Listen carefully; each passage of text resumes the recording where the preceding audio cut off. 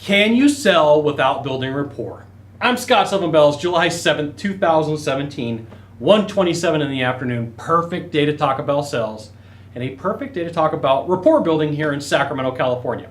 So, one of the focuses on a lot of sales training is to build rapport and to build it quickly. They could use the form or the formal method, family, occupation, recreation, material possessions, alliances, and locations. That's one way to have conversations with buyers. But you will have buyers that come to you and they don't care about that. They're like, just tell me how much it is. I don't have time for this. I'm a no frills type of person.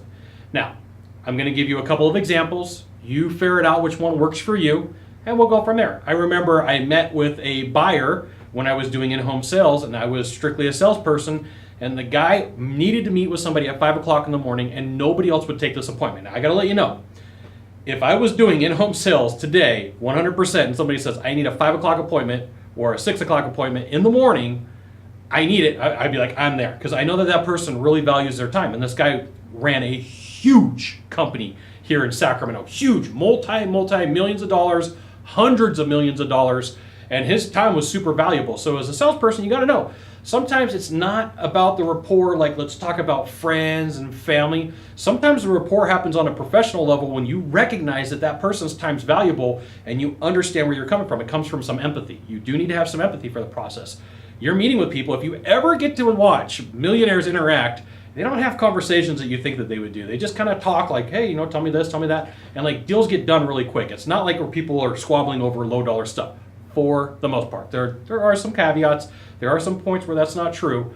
But you got to know that rapport sometimes happens from the professional aspect that you realize how much time that person has, and you got to treat it like it's not a commodity. Like, look, I get it. You have 45 minutes. Let's do the 45-minute thing.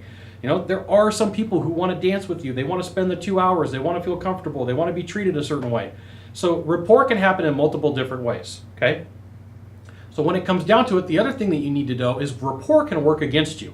Sometimes salespeople build too much rapport and then they find too much empathy for the buyer, so they don't sell them the product or the service they need. They never ask for the business, or they walk away after one objection because we're friends and we're buddies and we're pals.